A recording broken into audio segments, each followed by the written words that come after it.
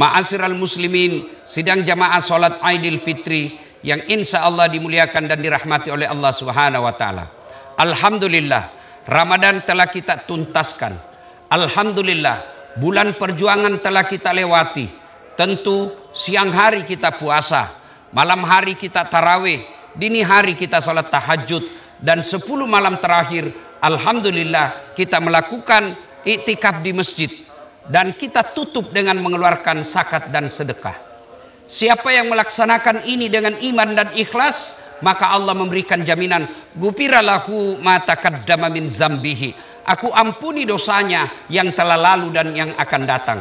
Dengan puasa dan ibadah-ibadah Ramadan yang kita lakukan, insya Allah Nabi telah memberikan jaminan, ghufira lahu ma taqaddama min zambihi. Diampuni manangi dosana, ya dampangat dosana pole laloe nan yang mengujue. Semua diampuni yang telah lalu dan yang akan datang. Alhamdulillah, dengan catatan mereka yang menghidupkan malam-malam dengan taraweh, sholat malam, witir, dan siang harinya dia isi dengan puasa dan ibadah-ibadah lainnya, percaya pada hari ini Allah telah mengampuni dosa-dosa kita, maka kita sebut dengan Aidil Fitri, hari kemenangan, yang arti bahasa Indonesianya kembali menjadi suci. Itulah sebabnya hari Aidil Fitri kita disunahkan memakai baju putih. Kenapa? Seolah-olah kita bersih putih seperti pakaian yang kita pakai. Dengan catatan, menurut informasi dari Rasulullah, engkau telu tahu dia diterima amal madicenna, tidak diterima amal kebaikannya oleh Allah Subhanahu wa taala. Yang didoakan oleh Nabi ditolak amal-amal Ramadannya dan diaminkan oleh Jibril. Siapa mereka yang 3 ini? Biar puasanya bagus, witirnya bagus, iktikafnya 10 malam terakhir, dia bayar zakatnya, dia bersedekah, tapi masuk dalam 3 ini, sesungguhnya amalmu tidak sampai ditolak oleh Allah Subhanahu wa taala. Siapa mereka kata Nabi? Yang pertama, anak yang durhaka kepada kedua orang tuanya. Saya yakin tidak semua kita orang tua di sini, tidak semua kita punya anak di sini, tapi saya yakin 1000% semua kita punya orang tua. Ada yang berkata, bagaimana kalau orang tua saya pilih kasih, anaknya yang kaya dia suka, saya yang kasihan pengangguran tidak nasayang kak. Itu Tommy cobaanmu sebagai anak. Tidak seberapa berat itu dibanding penderitaannya ibumu mengandung dan melahirkan kamu. Bagaimana kalau bapakku tidak sholat Ustadz? Bagaimana kalau bapakku pabotor? Bagaimana kalau bapakku tukang judi? Bukan urusanmu, urusannya dia kepada Allah Subhanahu wa taala. Kalau kamu berpikir bapakmu jelek agamanya, apa bedanya dengan Ibrahim alaihissalam? Ibrahim alaihissalam bapaknya namanya Azar, nyembah berhala. Ketika Ibrahim mau ribut sama bapaknya, ditegur oleh Allah, Ibrahim, bapakmu itu. Tapi dia menyembah berhala, ya Allah. Bagaimanapun dia bapakmu, jangan kau ribut sama bapakmu. Kau yang mengalah, kau yang pergi dari kampungmu. Allahu Akbar. Nah, anak-anak sekarang lebih sayang itu sama cowok daripada bapaknya. Lihat nanti kalau pulang, bukan itu orang tua anak cari. Cowok langsung na telepon. Baru itu cowok na pakapala talan je. Itu mina sayang.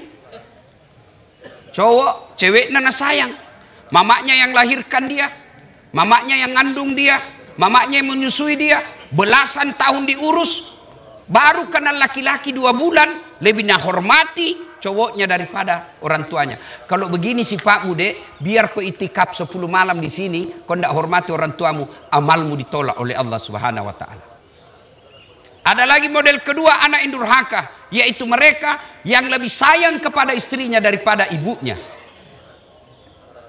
Bapak-bapak yang saya muliakan, boleh kau sayang istrimu, tapi jangan sampai kau membandingkan dengan istrimu, dengan ibumu. Tidak bisa kau bandingkan. Ibu-ibu yang ada di dalam masjid, jangan pula kau siri orang tuamu memilih pilihan yang tidak masuk di akal. Ada kadangkala perempuan berkata, kau lebih sayang mamamu daripada saya istrimu. Pasti kita lebih sayang ibu daripada istri. Ibu-ibu dengar ini. Siapa yang mengandung ibumu? Siapa yang mengandung suamimu? Ibu kan pernah mengandung. Bagaimana penderitaan 9 bulan susah. Siapa yang mengandung suami? Ibunya. Ibu pernah mengingat waktu melahirkan pilihan antara hidup dan mati. Siapa yang melahirkan suami? Ibunya. Setelah itu siapa yang menyusui dan membesarkannya? Ibunya. Sekarang setelah dia besar dan punya kerja, siapa yang dapat gajinya? Suamimu. Istri. Maka jangan pernah kau berkata pilih. Bapak-bapak juga, kalau ada istrimu bilang begitu, kau tegas, tidak boleh kompromi. Saya pilih ibuku daripada kamu. Istri belum tentu jodoh sampai ajal. Tapi ibu, di berapapun laut yang dicucikan, ada darah dagingmu, darah daging ibumu.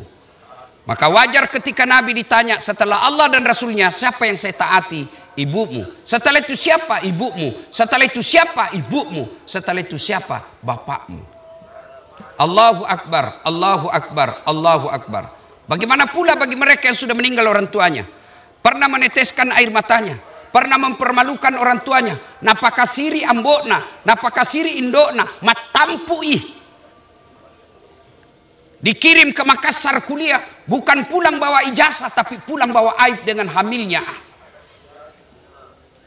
Pulang bukan membawa ijazah dan prestasi, pulang membawa apa? Menghamili ceweknya. Dan orang tuanya sudah wafat, tidak sempat minta maaf. Bagaimana cara bertobatnya? Satu, doakan orang tuamu. Minimal doa, Allahumma gfirli wali walidayya warhamhuma kama rabbayani shaghira. Yang kedua, bersedekahlah atas nama orang tuamu. Ada rezekimu sekarang, niatkan kau pergi umrahkan orang tuamu. Ada rezekimu sekarang, kau niatkan bangunkan masjid orang tuamu. Ada rezekimu sekarang, kau niatkan untuk memperbaiki panti asuhan untuk orang tuamu. Itulah bentuk pengabdianmu kepada orang tua yang sudah meninggal. Yang ketiga, mengunjungi karib kerabatnya. Kamu tinggal di Sopeng, kamu tinggal di Bone, kamu tinggal di daerah, masih hidup saudaranya, datangi saudaranya itu bagian daripada berbuat baik kepada orang tua. Dan yang keempat, yang paling penting, jadilah kamu anak yang soleh. Karena ketika kamu berbuat maksiat, ketika kamu berbuat dosa, ibu bapakmu yang ada di kubur dipanggil, hehehe. Kalau bahasanya kita di Makassar, cini konjo. Lihat itu hasil didikanmu, lihat itu anakmu, lihat itu anakmu. Kau tinggalkan tidak beres akidahnya, maka dia akan disiksa. Allahu Akbar, Allahu Akbar, Allahu Akbar. Suatu ketika Nabi lewat di pemakaman, kira-kira dari Karebosi dia ke Perintis Kemerdekaan lewat Panaikang pemakaman. Ketika lewat pemakaman, Nabi bersabda, langkahkan kakimu dengan cepat. Maperi-periko, cepatkan langkahmu. Seluruh sahabat mempercepat langkahnya. Pulang dari Tamalendrea, balik lagi ke Karebosi, melewati lagi itu. Ibarat ini hanya contoh. Lalu Nabi santai saja jalan, melewati kuburan tidak bergegas. Sahabat bertanya, ya Rasul, tadi waktu pergi kita disuruh bercepat-cepat, sekarang tidak. Ada apa gerangan ya Rasul? Nabi menjelaskan, andai saja kau dengar itu tadi sama telingaku, kau dengar itu orang disiksa di kubur. Dia disiksa di kubur, ketika pulang tidak lagi. Kenapa? Saya dengar perintah dari Allah. Wahai malaikat penyiksa kubur, hentikan siksaanmu kepada itu hambaku. Tidak mungkin saya siksa orang tuanya sementara anaknya belajar mengaji, membaca basmalah, bismillahirrahmanirrahim. Allahu Akbar. Baru anaknya membaca bismillahirrahmanirrahim. Dengan nama Allah Maha Pengasih, Maha Penyayang, Allah telah menyelamatkan orang tuanya dari alam kubur. Tidak ada gunanya anakmu pandai bahasa Inggris kalau dia tidak tahu mengaji. Tidak ada gunanya anakmu doktor, profesor, anggota dewan, wali kota, tapi tidak pernah kau tahu lihat mengaji. Tidak ada gunanya. Bapak-bapak, biar anakmu tinggi, banyak uangnya, tidak pernah kau dapat dia pergi pengajian, tidak pernah didapat malam Jumat dia baca Yasin, tidak pernah kita dapat ikut taklim, tidak pernah kita dengar puasa Senin Kamis. Alaman tidak ada gunanya itu anakmu ketika di alam kubur. Allahu Akbar, Allahu Akbar, Allahu Akbar, walillahil hamd. Golongan kedua, orang yang tertolak amal ibadah Ramadannya, kata Nabi, adalah istri yang durhaka kepada suaminya. Ada yang bertanya, bagaimana suami yang durhaka sama istrinya? Tidak ada dalam hadis. Lihat itu ibu, mungkin nak protes itu. Biar Nabi mau nak protes juga. Nah, kenapa tidak dijelaskan suami yang durhaka kepada istrinya? Karena ibu harus tahu, suamilah yang menanggung ibu dunia dan akhirat. Kalau ada istri yang tidak pakai jilbab, meskipun suaminya ulama, suaminya bertanggung jawab terhadap istrinya. Dia akan diseret masuk neraka menemani istrinya. Itu makna dari ayat ku anfusakum wa ahlikum nar. Itu di akhirat. Di dunia, malu itu laki-laki kalau pulang kampung istrinya tidak pakai baju baru. Malu itu laki-laki kalau sudah ada anaknya tapi tidak punya rumah, masih ngontrak-ngontrak. Suami menanggung istri dunia akhirat. Berapa banyak kasihan suami rela menaik Grab, rela menjadi tukang Grab, rela menjadi tukang ojek, kehujanan, kepanasan, ditipu sama penumpang, tidak pernah ditelepon istrinya tentang suka dukanya. Kenapa? Karena dia sayang istrinya, tidak mau kalau istrinya dia tahu penderitaannya. Dia akan berkata, biar misai sepot, biar misai susah, biar misai menderita, yang penting istriku tidak tahu penderitaanku. Tapi beda coba itu perempuan. Baru itu susah air, mati telpomi, mana ko, mati saya ngair. Coba busuk ikan, busuk ikan, ganti ko cepat. Beda laki-laki. Maka itulah sebabnya perempuan meskipun ibadahnya bagus, tertolak amal ibadah Ramadannya. Bahkan Nabi katakan, andai saja boleh manusia sujud kepada sesamanya manusia, maka perempuan sewajibkan sujud di depan suaminya. Bagaimana kalau suamiku tidak sholat? Bukan urusanmu. Kenapa? Seorang perempuan tidak menanggung dosanya laki-laki, sementara laki-laki menanggung dosanya perempuan. Allahu Akbar, Allahu Akbar. Ibu-ibu, kalau ada pernah menyakiti hati suami, pulang nanti jangko gengsi. Cium tangannya, minta maaf. Tapi ketika kau mau datangi itu suamimu, nah tahan kau setan. Jangko, dia juga pernah salah. Jangko, dia juga pernah salah. Itu setan. Kalau ada bisikan dalam hatimu, jangko, ucapkan na'udzubillahi min zalik. A'udzubillahi minasyaitonir rajim. Ucapkan itu. Aku berlindung kepada Allah dari godaan setan. Allahu Akbar, Allahu Akbar, Allahu Akbar. Ada 5 kewajiban seorang istri yang dia harus minta maaf, harus minta izin kepada suaminya. Ini bukan menurut Das'at, menurut Nabi. 5 perempuan harus izin kepada suaminya, dan kalau dia langgar, dia berdosa. 1, wajib minta izin ketika mau keluar rumah. Pikir maki bu, minta izin jadi kalau mau keluar. Biasanya ditelepon pagi baru kita bilang, oh saya lagi di mall. Kenapa laki-laki tidak minta izin kepada istri? Karena laki-laki memang tugasnya lebih banyak di luar. Kata Nabi, perempuan yang keluar rumah tanpa izin istrinya, suaminya, maka sejak dia pergi sampai pulang, laknat Allah menyertainya. Tuh masih mau protes itu. Yang kedua, perempuan wajib minta izin kepada suaminya ketika hendak berpuasa sunnah. Ibu anak santri, pengantin baru, mau puasa Senin Kamis, dia puasa hari Senin, suaminya cuti dari kantor hari Senin. Begitu pulang suaminya dan membutuhkan sesuatu, dan apa dia bilang istrinya? Saya lagi puasa, maka dia wajib membatalkan puasanya. Itu puasa itu. Yang ketiga, seorang istri wajib meminta izin kepada suaminya memasukkan orang lain ke rumahnya. Meskipun sepupu tidak boleh dia masuk tanpa izin suaminya. Datang keluarga dari Pindrang. Daeng, ada ini sepupumu dari Pindrang. Bagaimana? Dikasih masuk atau tidak? Kalau Nabi bilang suamimu, suruh tunggu di teras, jangan kau kasih masuk, haram hukumnya dikasih masuk. Yang keempat, seorang istri wajib meminta izin membelanjakan harta suaminya. Ini bukan minta izin, nah curi. Nambi di dompet nah. Kau juga suami, jangan kau seke. Allahu Akbar, Allahu Akbar, Allahu Akbar, walillahil hamd. Yang ketiga, golongan orang yang tertolak amal ibadah Ramadannya adalah mereka yang tidak mau memaafkan sesamanya muslim. Suatu kali Nabi lagi duduk di masjid, menunggu waktu buka. Tiba-tiba Nabi bersabda, sebentar lagi akan muncul penghuni surga. Seluruh sahabat melihat, siapa ini? Membayangkan Umar, membayangkan Abu Bakar, membayangkan Utsman. Dia bayangkan sahabat-sahabat pilihan Nabi. Ternyata muncul orang tidak terkenal dan tidak populer di Madinah. Dia lusuh wajahnya, sandalnya pun dia pegang. Masuk ke dalam masjid, bajunya pun tidak populer. Penasaran, dilihat-lihati. Hari kedua Nabi pun bersabda, sebentar lagi akan muncul penghuni surga. Dia lihat, dia aja yang kemarin.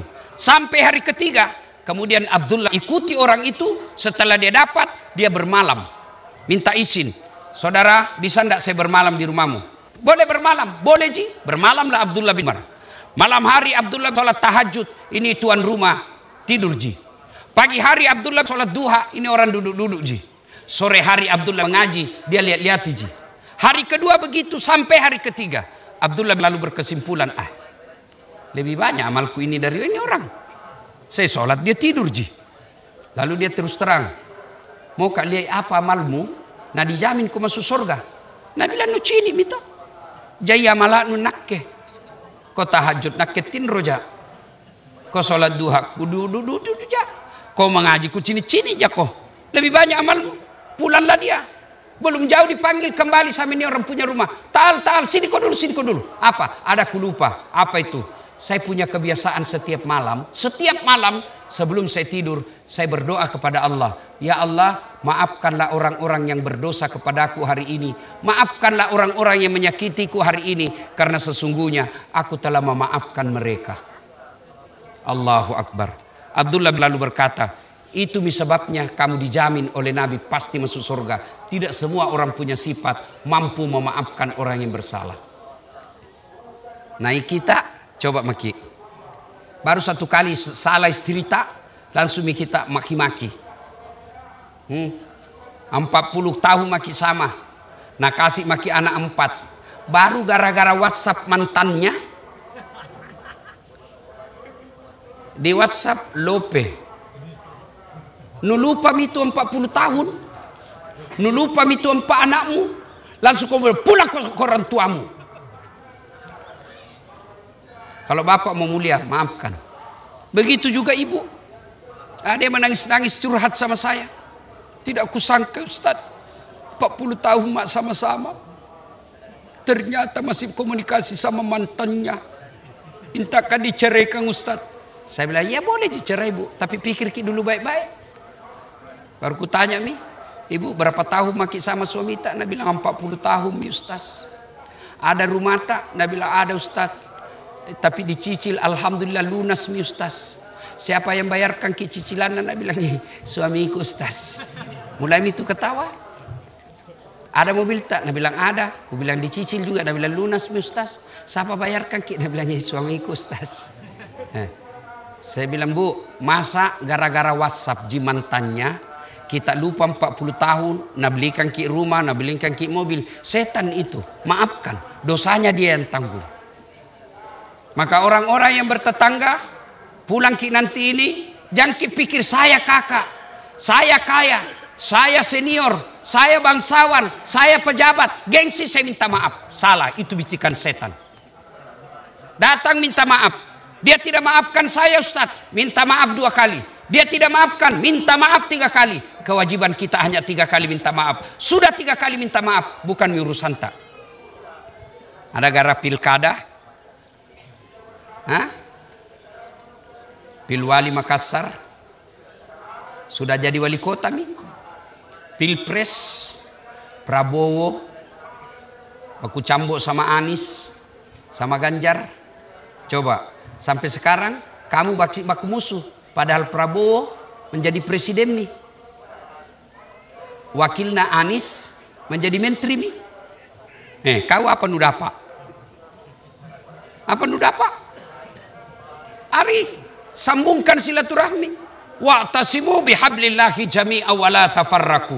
Berpegang teguhlah engkau kepada tali persaudaraan agama Allah dan janganlah engkau bercerai-berai. Allahu Akbar, Allahu Akbar, Allahu Akbar, walillahil hamd. 3 inilah orang-orang yang tertolak ibadah Ramadannya. Anak yang durhaka kepada orang tuanya, istri yang durhaka kepada suaminya, dan orang yang memutuskan silaturahmi. Tialalo ki kana kucini tompi na kucini ki. Kucini tompi na kucini ki, nucini tongin tu. Eja pina doang, tenan eja bos mutungko. Allahu Akbar, Allahu Akbar, Allahu Akbar, walillahil hamd. Nah sekarang kita sudah masuk anak yang baik. Tidak durhaka kepada suami, kepada istri baik, kepada tetangga juga baik. Waspada. Amalmu ada, tapi maka si Nabi tak pelihara amalmu, karena ada sifat yang bisa menghancurkan puasamu, yang bisa menghancurkan sedekahmu, yang bisa menghancurkan solat-solat malammu. Sittatu asya'in tukhbitul amal, kata Nabi.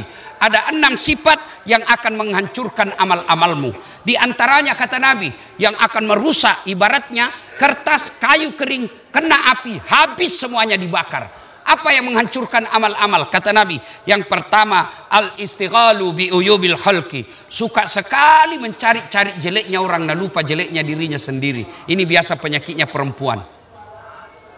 Pak gosip. Pengajian Idul Fitri itu begini, aku lihat-lihat aja. Mulai kudunnya orang, nah cala itu. Tidak serasi itu kudunnya sama rokna. Nah beliau yo kayak umbul-umbul. Itu satu. Jangan ada begitu. Orang yang begitu biar kau puasa baik, tapi pacalla-calla kau habis amalmu. Nah bilang cocok Ustaz. Justru cocoknya namanya ghibah, kalau salah namanya fitnah. Yang kedua, yang bisa merusak amal-amal kita, kata Nabi, kaswatul qalbi, keras hati, tidak mempan nasihat. Apa yang disebut keras hati, tidak mempan nasihat? Dengar ini, pulang nanti ceramah, kalau Nabi bilang, itu tadi ceramah, saya nak kena. 7 na bahas ustaz, nak kengaseng jo. Tapi alhamdulillah, mulai hari ini baik mak. Baik itu hatimu. Tapi sebaliknya, selesai kau ceramah, dengar ceramah, malah kau tinggalkan, baru kau bilang, nak mami terus nasindirin jo. Nak pernah cili. Jangan kau lagi dengar ceramah, jangan kau lagi pergi itu. Itulah yang disindir Allah dalam Al-Quran. Wa thawaun alaihim a'anzartahum am lam tunzirhum la yu'minun. Kau sampaikan ayat Allah, kau ceramai atau tidak, sama saja mereka tidak akan beriman. Hati ini kalau keras tidak ada gunanya, bahkan bisa jadi lebih hina dari binatang. Coba lihat itu hati. Kata Nabi, dalam dirimu terdapat segumpal darah. Kalau darah itu baik, baik seluruh tubuhmu. Kalau darah itu rusak, rusak semua anggota tubuhmu. Dialah kalbu. Lihat maki, bawa ki mobil dari Makassar ke Bone, lewat Cambah. Yang berpikir sepanjang jalan otak, yang melihat sepanjang jalan mata, pegang setir tangan, gas rem kaki, berpikir otak. Tapi begitu ada tikungan, apa tertulis? Hati-hati. Tidak ada tertulis otak-otak. Iya. Ini hati penting. Kalau pulang kau dengar ceramah, nukana ji, nak ketujeng. Kalau durhaka kau sama orang tuamu, selesai kau dengar ini, ndak gengsi kau datang kau minta maaf, berarti baik hatimu. Bapak-bapak, ibu-ibu sudah dengar ini, selama ini suka kasar sama suami, patotoai sama suami. Begitu kau pulang lebaran, kau minta maaf sama suamimu, bagus hatimu. Tapi kalau kau bilang, dede aja, ia lagi pakai kepala tala, keras hati itu. Yang ketiga, yang akan menghancurkan amal kebaikan kita, kata Nabi, killatul haya tomakuras siri'e. Kurang rasa malu. Nah sekarang Pak, rasa malu kurangnya itu, coba lihat orang Pak, sudah nyata-nyata pernah di penjara masih mau macale. Dek sisa gagas sirina. Kalau dulu orang hamil diusir dari kampung, saleh kampungnya. Lebih baik kau hilang anakku daripada kau kasih malu kak. Makanya itu orang Makassar ada namanya Abaji. Pergi kau ini kampung, kutikam kau kalau sama anak sama pacarmu kalau kau tinggal. Dulu itu Pak, dulu. Sekarang deh hamil 4 bulan pesta besar. Cepat melahirkan, kenapa cepat sekali jadi cucutan? Nabi lagi tren Ustaz. Mana lagi yang namanya kuras siri? Lihat itu ibu-ibu. Usianya sudah ada cucunya tapi penampilannya seperti ABG. Bapak-bapak sudah tua masih gayanya seperti anak milenial. Ya, itu kode gagas sirimu, kau lebih hina dari binatang. Itu paha ayam bu, susah sekali dilihat. Apalagi ayam kampung. Pulang kampung dulu. Sampai di kampung nuliak mi pahana, belum pi. Kau kejar dulu itu ayam. Sudah kau kejar, kau lihat mi pahanya, belum. Dipotong dulu. Sudah dipotong, kau lihat mi pahanya, belum. Direbus dulu air panas. Sudah direbus kau lihat pahanya? Belum. Dicabut dulu. Baru bisa kau lihat pahanya. Pulang kampung kau dulu. Kau beli 70.000. Kau kejar 30 menit. Kau potong bismillah. Kau rebus 15 menit. Kau cabut. Baru lihat pahanya. Pergi mako di mall. 10 menit kau saja berdiri. 15 pasang paha lewat. Gratis. Tenan bayar. Nulia itu penjual ayam. Ayam-ayam goreng. Lihat nih, bisa kau pegang nih. Ayam goreng, misalnya Kentucky. Bisa kau pegang. Dibayar dulu baru bisa kau pegang. Pegang mako, ndak dibayar, nak bilang kurang gila. Tapi itu cewek, gratis dipegang. Itu semua yang disebut kurang rasa malu. Kalau begitu akhlakmu, habis amal-amal Ramadanmu. Yang keempat, yang akan menghancurkan amal ibadah kita, hubbud dunia. Terlewat nak cinta, terlalu cinta dunia. Cinta dunia boleh, tapi yang dimaksud terlalu cinta dunia, bakhil, seke, pelit. Sudah sewajarnya dia bersedekah tidak mau, terlalu cinta dunia. Mana lagi disebut terlalu cinta dunia? Takut dibilang tua. Begitu kelihatan ubannya stres. Kenapa? Nah, memang harus tua. Begitu mulai kelihatan keriput mukanya, stres. Ih, kelihatan nggak tua. Memang sudah 60 umurmu. Justru jelek dilihat kalau umurmu 60, mukamu seperti TK. Itu Allah sudah atur. Orang yang terlalu cinta dunia. Yang ketiga adalah menganggap enteng ibadah. Sudah azan masih pergi tidur. Itu termasuk cinta dunia. Yang keempat cinta dunia, mencari harta menghalalkan segala cara. Yang tidak bisa dihentikan. Zalim itu ada 3. Zalim kepada Allah, melalaikan ibadah. Zalim kepada sesama manusia, mengambil hak-haknya. Zalim kepada diri sendiri, yaitu waktunya mi tidur begadang tongi. Waktunya mi istirahat, tidak mau istirahat. Itu zalim kepada diri sendiri. Dan yang keenam, yang akan menghancurkan amal ibadah kita, kata Nabi, tulul amal, tomakutue, malas. Adik-adik sudah sarjana masih mau diongkosi sama orang tuanya. Itu termasuk menghancurkan amal. Sudah sekolah tinggi-tinggi tapi masih mau dibiayai orang tuamu. Itu disebut kata Nabi, tulul amal, panjang angan-angan, malas. Allahu Akbar, Allahu Akbar, Allahu Akbar, walillahilham. Sidang jamaah yang saya muliakan, semoga Allah Subhanahu wa taala menerima amal-amal ibadah Ramadan kita. Kemudian menghindarkan kita dari sifat-sifat tercelah. Dan mengampuni dosa-dosa kita yang telah lalu. Dan setelah Aidil Fitri ini, betul-betul kita kembali menjadi Aidil Fitri, hari di mana kita suci seperti bayi yang baru dilahirkan. Semoga ada manfaat. Lebih dan kurangnya mohon dimaafkan. Barakallahu li wa lakum wa izazil mu'minin. Innahu huwal ghafurur rahim. Mari kita berdoa. A'udzu billahi minasyaitonir rajim. Bismillahirrahmanirrahim. Allahumma shalli ala sayidina Muhammad wa ala ali sayidina Muhammad. Allahumma ighfir lil mu'minina wal mu'minat wal muslimina wal muslimat al ahya'i minhum wal amwat innaka sami'un qaribun mujibud da'wat wa kadiyal hajat. Allahumma inna nas'aluka salamatan fid din, salamatan fid dunya wal akhirat, wa afiatan fil jasadi, wa siyadatan fil ilmi, wa barakatan fil rizqi, wa taubatan qablal maut, wa rahmatan indal maut, wa maghfiratan ba'dal maut. Allahumma hawwin alaina fi sakaratil maut. Allahumma hawwin alaina fi sakaratil maut. Allahumma hawwin alaina fi sakaratil maut. Wa najata minan nari wal afwa indal hisab. Allahumma inna nas'aluka ridaka wal jannah. Allahumma inna nas'aluka ridaka wal jannah wa na'udzubika min sakhatika wan nar. Allahumma ighfir lana, Allahumma ighfir lana, Allahumma ighfir lana wa liwalidayna warhamhuma kama rabbayana shaghira. Rabbana atina fid dunya hasanah wa fil akhirati hasanah wa qina adzabannar. Subhana rabbika rabbil izzati amma yasifun wa salamun alal mursalin walhamdulillahi rabbil alamin.